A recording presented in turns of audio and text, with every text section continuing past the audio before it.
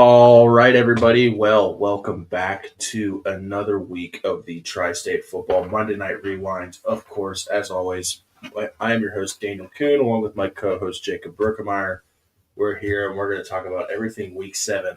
Pretty sure I'm right on that, Jacob. I don't think I have to Yes. ask you this time. Yes, Okay. you are. Yes, you are. Week 7 action from around the Tri-State in the Queen City. And we had some more good action again on this past Friday night. We've got two big games that we're going to talk about from both the Cincinnati and Northern Kentucky areas of competition. And then, of course, we're going to talk a little bit about some teams that have impressed us so far up to this point this year that maybe we haven't mentioned before. Just give them a little bit of love tonight. Well, Jacob, I think we have to address the elephant in the room. Jacob and I were both supposed to be covering the two big games that we have to talk to you guys about tonight. Yeah. I think we both have some stories for why. Mine's a little less interesting than yours.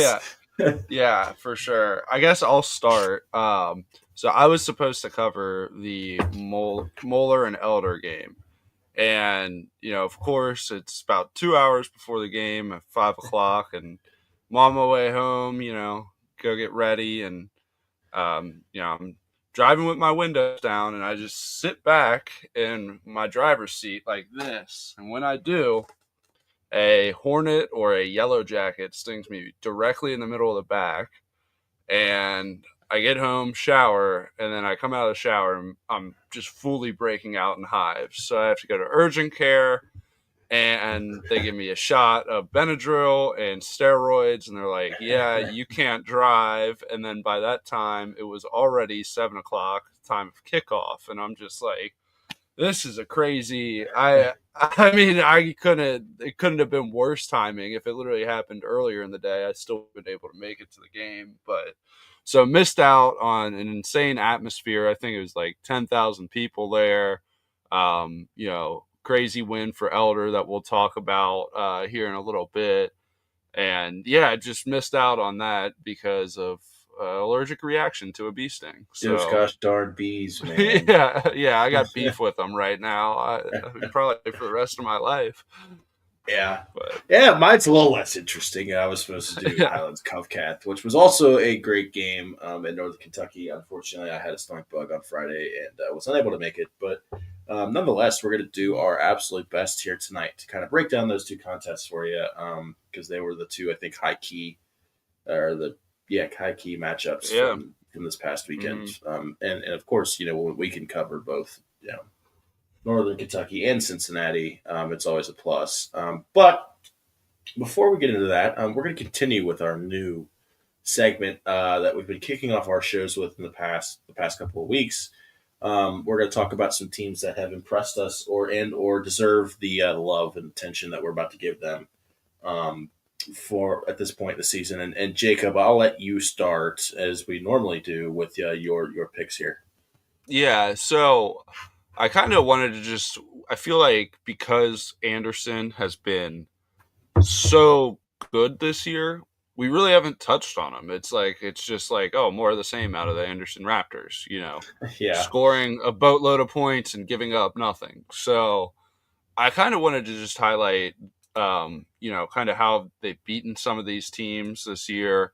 I mean, their closest game was Kings, 49-24 in week 5. And then every other game, they've only failed to put up 50 points in 2 weeks, and that was against Lebanon and Kings. Every other week, they've put up 50. And, I mean, their point differential is just crazy right now.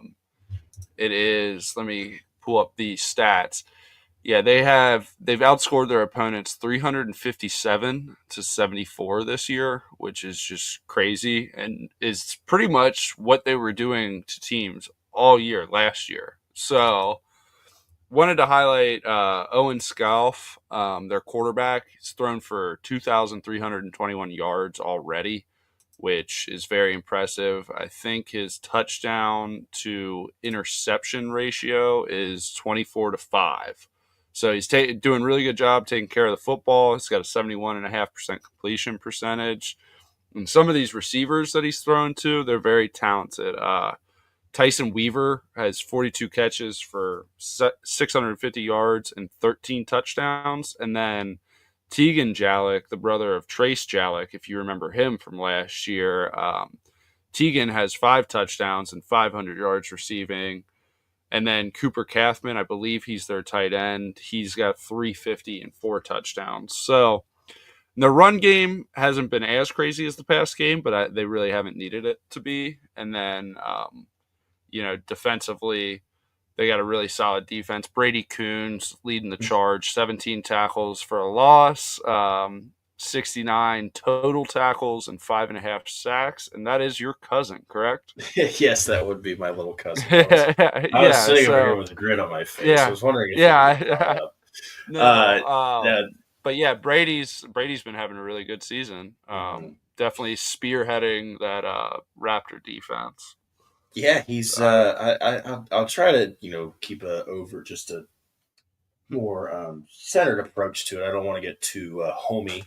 But of course, he still is family, and I am, he's very impressive, and he's had a great season up to this point, and he'll continue to have a great season because he's very, very good at playing the linebacker position from both, I think, a run stopping perspective, and he plays very well in coverage as well. So, shout out to Brady Kuhn. There is relation there. But even before you mention it, I mean, just past Brady Kuhn, I mean, the Raptors defense, I think, is maybe what sets this team apart from last year's. If you recall, like Jacob had mentioned, the team that Anderson had fielded last year was obviously just as good. But I feel like there's something different about that defensive unit they have this year. They just feel more dominant, I think, than they did in last year's team. And that's not a slight on last year's defense. I don't know. There's just something about their defense this year that just makes me go, yeah, this is the team this year. I think, to beat in Division II. I think not just in Cincinnati, but the state of Ohio. Of course, I can't speak on the other parts of the state, but I don't see any reason why they aren't in the favorites category. Coach Evan Dreyer has put together an incredible program.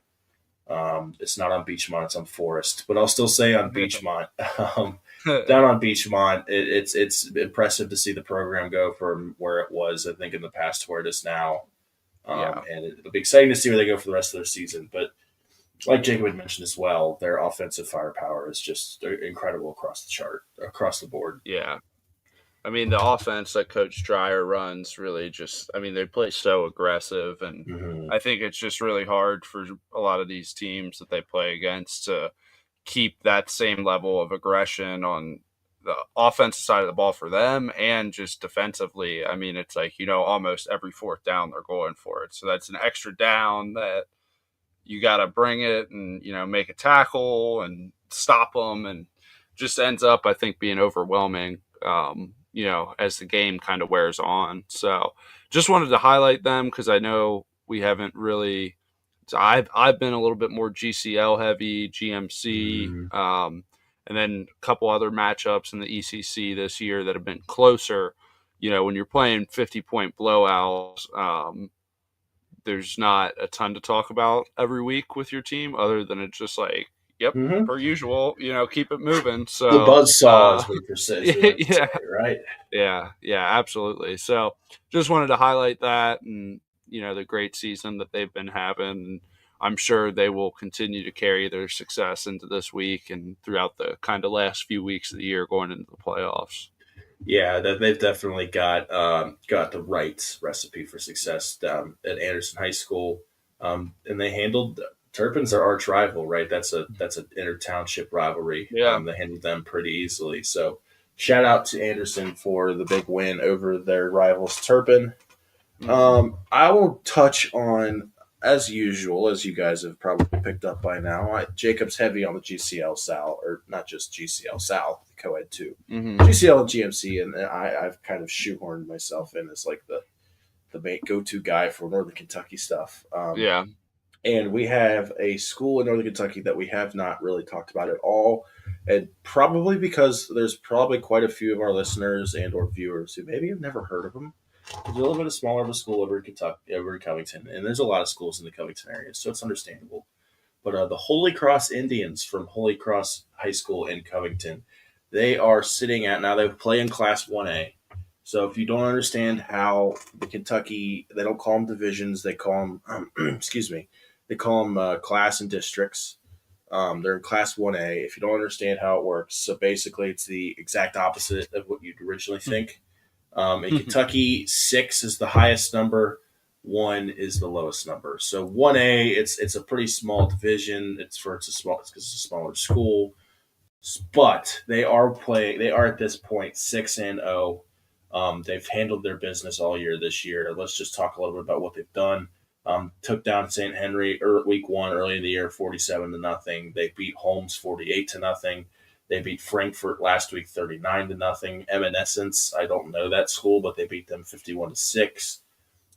They beat Bracken County, their closest game this year, 25-24. So if you take that all into consideration, that means that their point differential, and it's not popping up, of course not. Maybe it will if I darn KHSAA website cheese every week. It gives me a fit, but their point differential. Point differential is crazy. Is what I'm trying to get at. Yeah, it's quite large. Like I said, their only loss this season that was their closest win. Pardon me.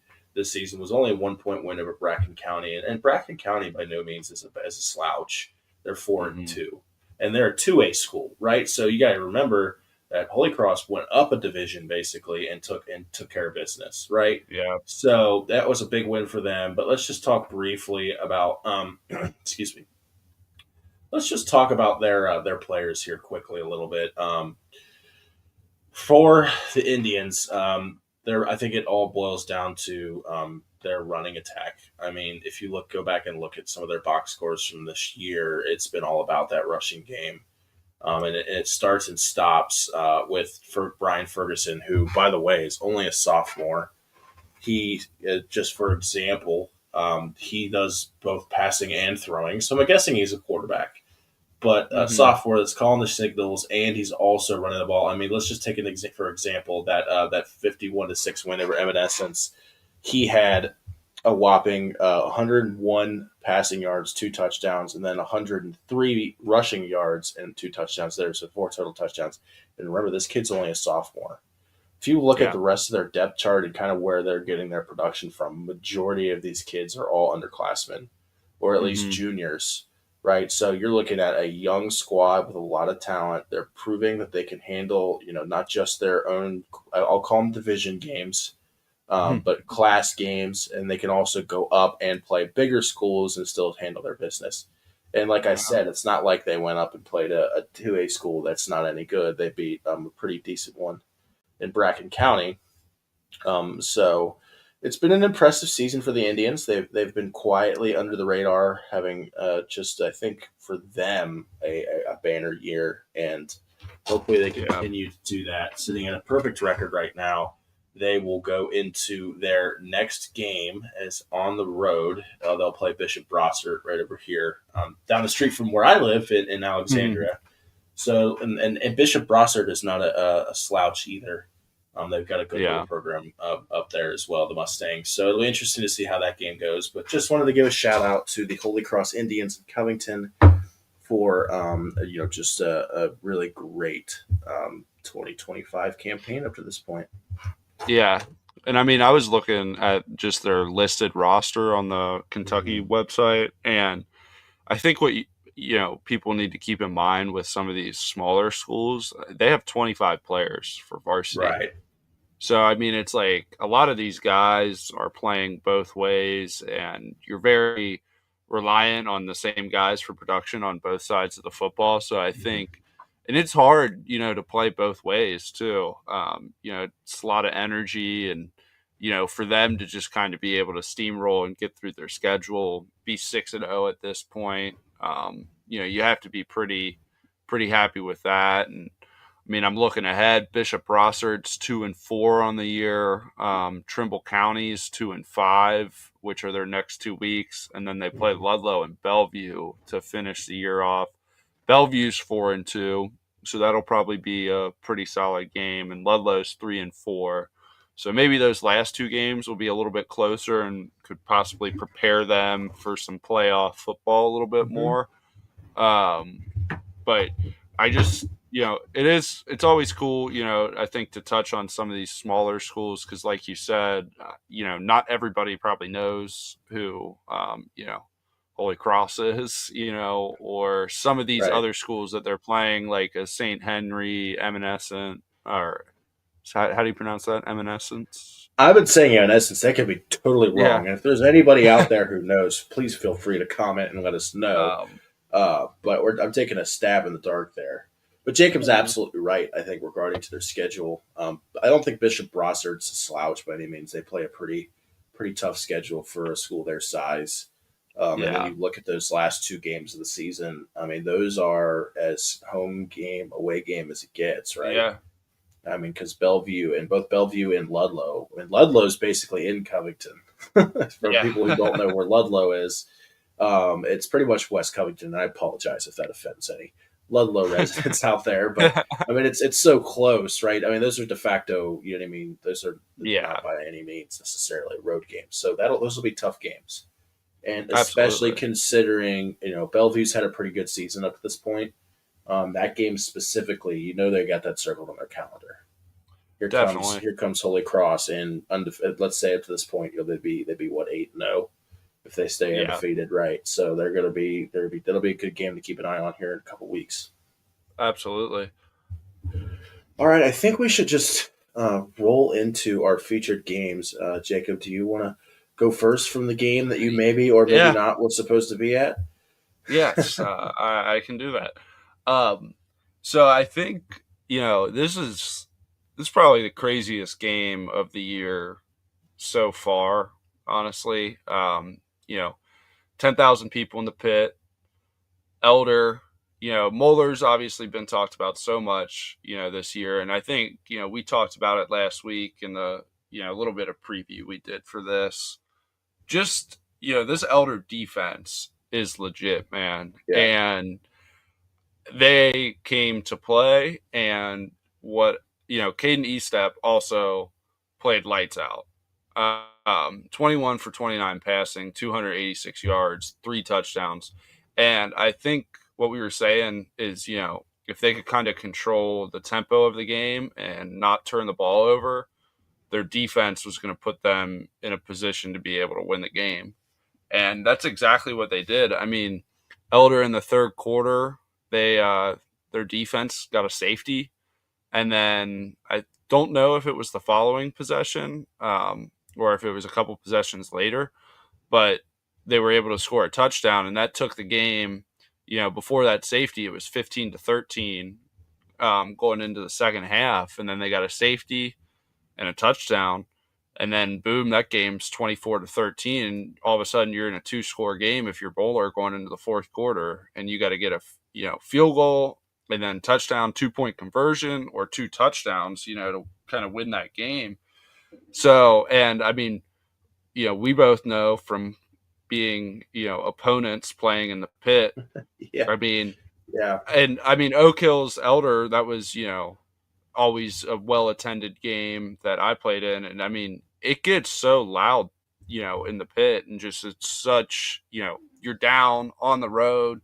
It's a very testing moment, and I don't think it's anything for Moeller to be down about. Um, it's probably good that they got that out of their system too, and can Sure. kind of you got to look back at the film and say what can we do better and how can we avoid this come playoff time, like what are we gonna change to kind of if they meet again, because you got to think two of the GCL schools are going to play each other in the playoffs. I would Mm, assume, whether it's a combination of ex Elder, ex Moeller, or Moeller Elder, hmm you got to imagine that they're going to meet at some point. It's almost a guarantee. I think And every year they yeah, play in I think a regional final, yeah. right? So, and just kind of continuing to highlight some of the players on Elder that just had really good nights. Jackson Ruth and The other Elder game that I was at, the Elder St. X game or Elder LaSalle game, Jackson Ruth, he had a good game in that one tonight, or not tonight, but Friday night. He went for 9 catches, 139 yards, and 2 touchdowns. So just a huge day out of him. Being that reliable target for Caden Estep to deliver the ball to, and Elder still ran the ball 33 times compared to Moeller's 17. So I think even though the average yard per carry, it was under 3 and they only had 96 rushing yards, no touchdowns as a team. But when you're just enforcing that run all the time, taking the ball out of Matt Ponatowski's hands, chewing clock, and letting your defense do what they do best, which is just kind of stymie all these offenses that they played. I mean, and the other thing you have is, they forced a fumble as well. Elder did. Mason Chumley was the one who forced it. Andrew Paft with the recovery. And then, I mean, I've talked about him before and interviewed him earlier in the year, but Derek Uran just had, a really, really, really great day for Elder. 12 total tackles, 6 solos, a sack, tackle for a loss as well. Paff got that fumble recovery. He had a few tackles. Chumley had, a tackle for a loss. So, I mean, as a team, 6 total tackles for loss and 3 sacks. So just constantly creating havoc in that backfield for Moeller. And I think it just, obviously I would have loved to be at that game. I wasn't able, to really watch it. Stuff happens. But I really just, Elder's combination of not turning the ball over on offense and, just letting that defense kind of, and having a good run game and letting the defense just dominate. That's why they're 7-0 right now. I mean, they're just playing such great complementary football. Yeah. And I mean, I don't think there's really a team doing it any better than they are right now. So, you got to be thrilled if you're a Panther fan. I mean, it's actually crazy that stat, winning the first outright GCL title since 2008. I know they've shared it with teams, but the fact that they went undefeated in the GCL this year, and they're just still undefeated in general, there's a lot of hype and anticipation around this Elder playoff run that's upcoming, I'm sure, here on the west side of Cincinnati. Yeah, and I will say I'll echo some of your statements there. From my perspective, I think the buck starts and stops with this Elder defense. I think we have talked about that squad and that unit quite a bit this year because Elders had, going into this game and up to this point, it had such an impressive season. And it was really, obviously, Caden Estep and guys like Tommy Becker are very, very, really, they're absolutely the cogs that make that wheel turn on offense, and for good reason. But that the Panthers defense has been just lights out this year. And I think we had talked about it even maybe, last week, just briefly mentioned if this is the test. If you're going to be that, lockdown cornerstone defense, I think we mentioned at the beginning of the year, defense, you have to have a good defense in the GCL South. And this was the test for Elder. If you can go in, obviously they're at home, and I'll get to that in a second. But if you can shut down Matt Ponatowski and that Moeller offense, they're legit. And it seems to me, judging off of what you've told me, and then looking at the box score myself, is that it's very much was the perfect. It's just the right game plan and right mindset to go into as a football team against this Moeller squad. We can talk about Moeller as much as we have over the last 2 years. The reality is what's the best way to beat this Moeller team? Other than trying to just straight up beat them in a shootout like that team from Michigan did earlier this year, the best strategy you can have is you have to keep the ball away out of Matt Ponatowski's hands. And the Elder had the defense to do it, and they did it. They won the turnover battle. They handled their business on defense. They took care of it when they had the ball on offense, and that's what a winning recipe for Elder. I think it's a testament to how well coached that team is, how disciplined they are. And and just another notch on the belt for what has been a really, really impressive defensive season for that team. Yeah. Um, And and then, of I course, one more sorry. thing. Yeah. Oh, my bad. I No, just you're good. really just want to point out, just like Caden Eastep having his best game of the year in arguably the biggest game of the year that they've played. I Mm-hmm. mean, that was by far and away. Like, I mean, through 8 incompletions and Yeah. almost at 300 yards passing, and it's like he hasn't gotten close to 300 yards passing, and it's not a knock on them. It's just they don't throw the Yeah. ball that much. And I think, he's a guy who started as a sophomore last year.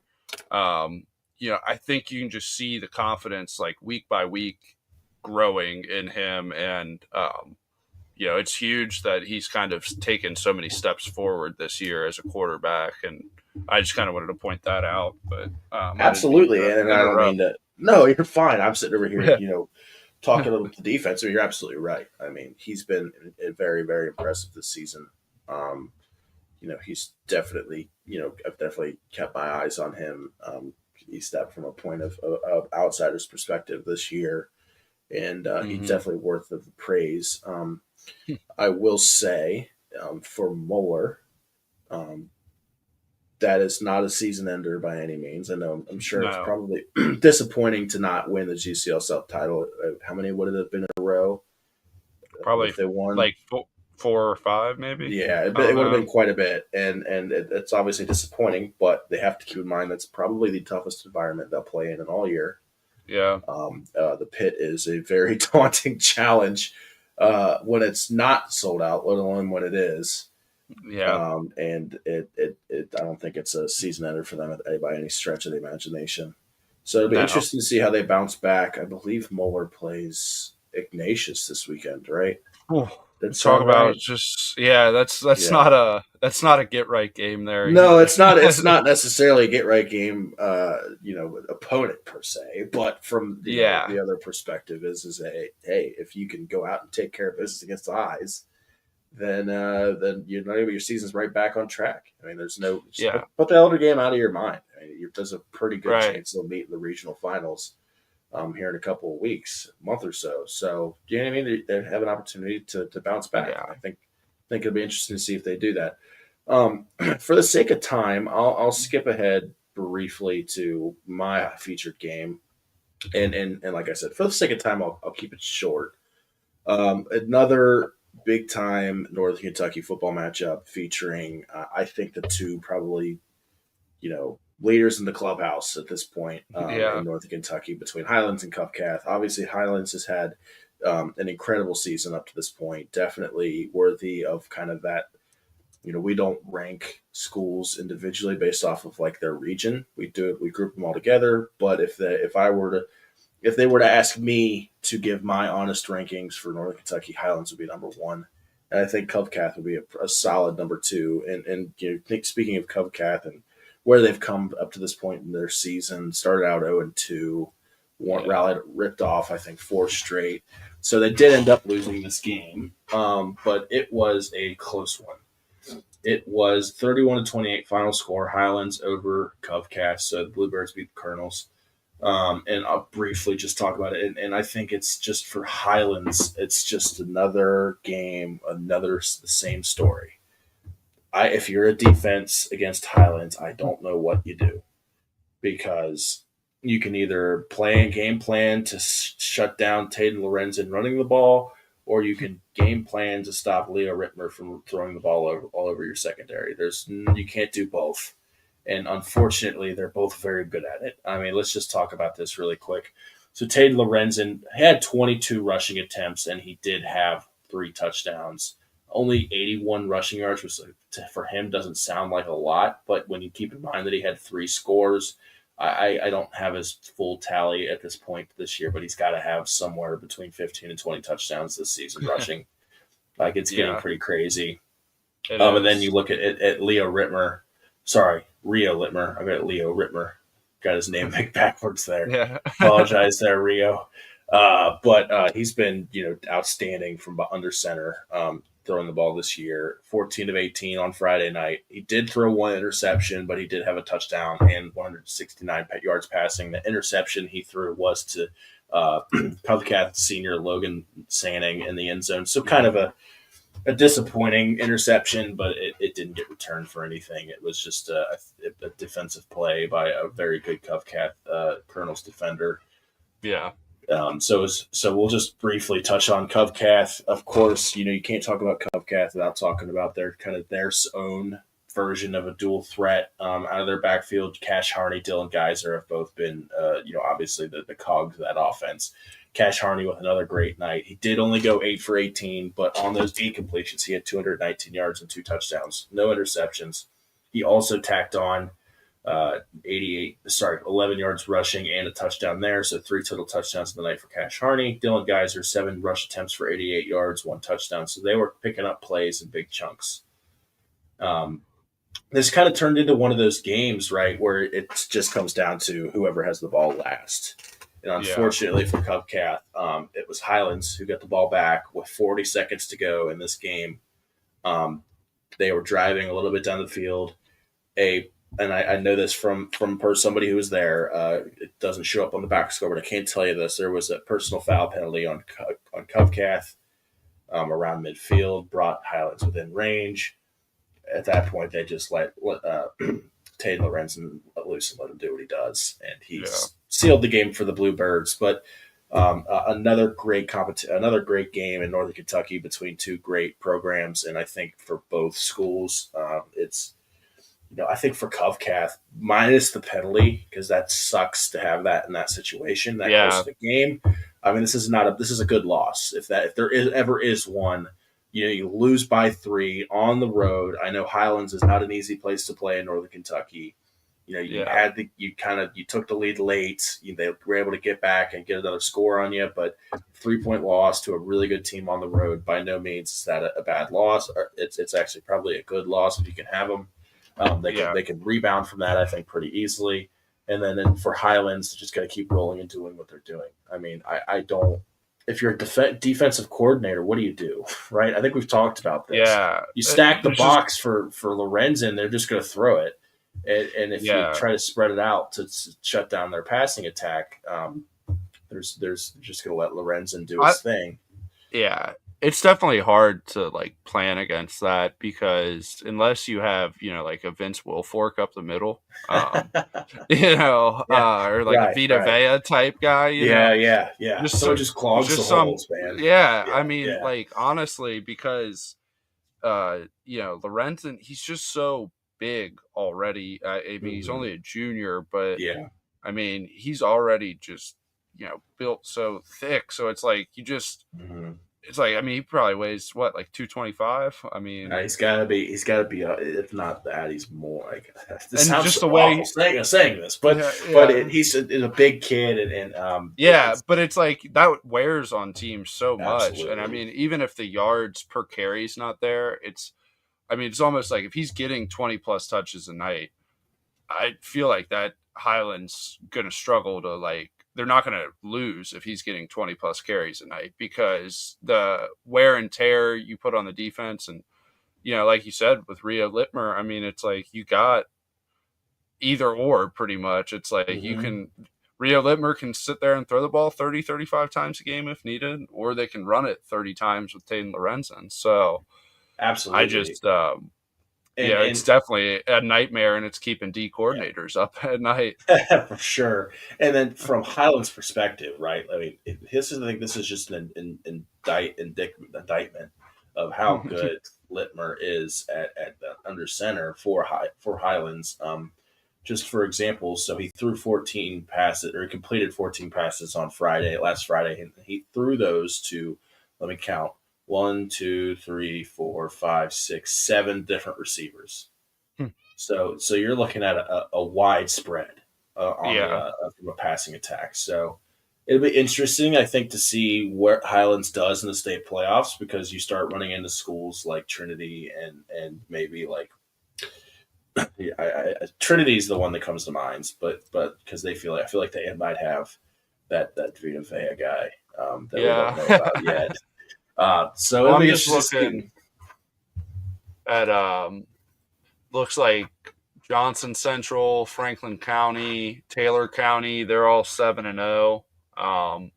Those are the only three 7-0 teams in Highlands division. Great. So I mean, yeah. So I mean, they definitely have a chance to run the table in that Class 4A. Which it'll definitely be fun to watch as playoffs kind of come around because it's close. I mean, they play in Highlands. Let's see, they play Elder next week or Yes, this they week. do. So that is definitely circle your games. So I did not know that going into the show tonight. It's just funny that both the games we talk about, we'll probably be talking about two of those teams next week as well. I think that's probably the best test for Highlands all year. I mean, you're playing this Elder team that is just scorching hot right now, and they have a really good defense. And maybe this Elder defense is the one that's able to slow down Tatum Lorenzen in this Highlands running game with the way they've kind of been playing all year.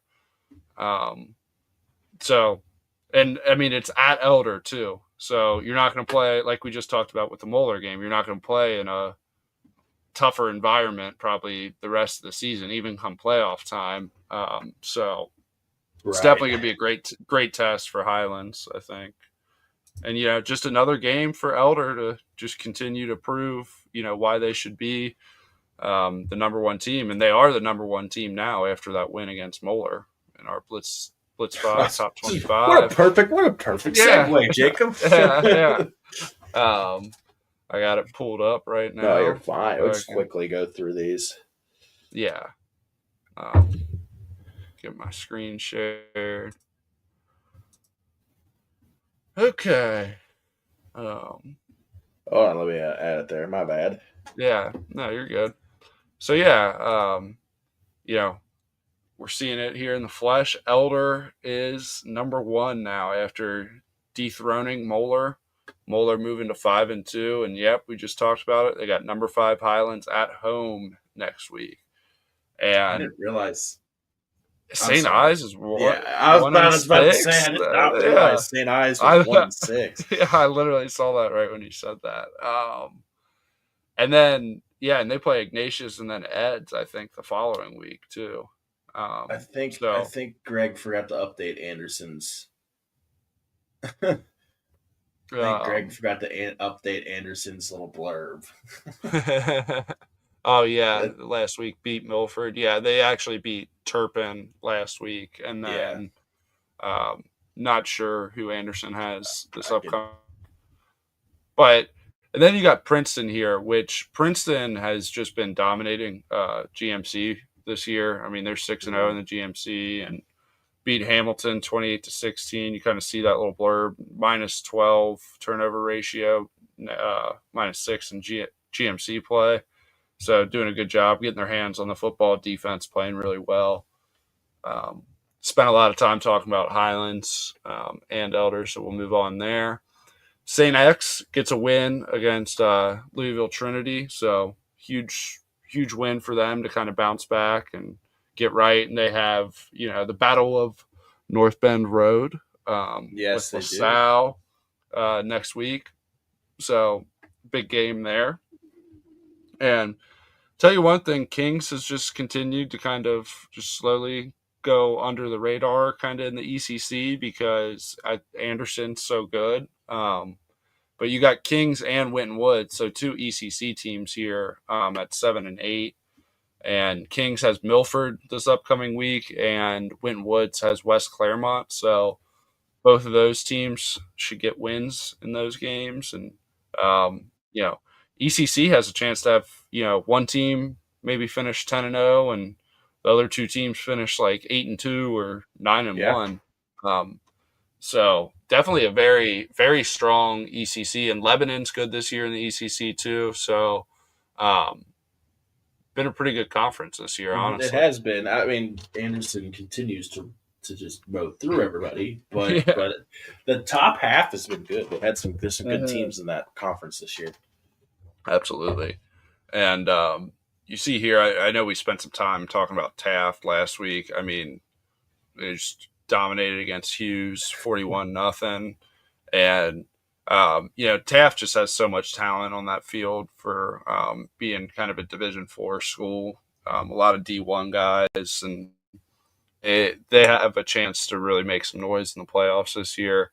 Shut out the last 4 teams they face and have won 200-0 in the last 4 games. Yeah, and they got West High, so it should be the same story. And then LaSalle got a win last week over Roncalli from Indiana, and they've lost 5 straight to St. X, but all 3 have been by 9 points. So LaSalle's looking to kind of change the tune this year and maybe pick up a win against St. X. And then Ryle, they were on a bye. I didn't know that happened in high school football. In Kentucky, it can, because they start a week earlier in some cases. Oh, yeah. In Ohio. Makes sense. Yeah. And then, they have Campbell County next week. And then Lakota West got back in the win column, 48-9. And they are at 4-3. That's kind of been one of the bigger surprises for me this year, is kind of the ups and downs West has had. But, it won't matter if they get it figured out come playoff time. And, they play kind of how we've been accustomed to seeing them play in the playoffs. And then kind of going to try and pick up the pace a little bit more, because I know we're already past the 40-minute mark. Yeah, Covcath, which we talked about earlier. They have Indianapolis Cathedral. So that will be a good game. Cathedral is always a really good program.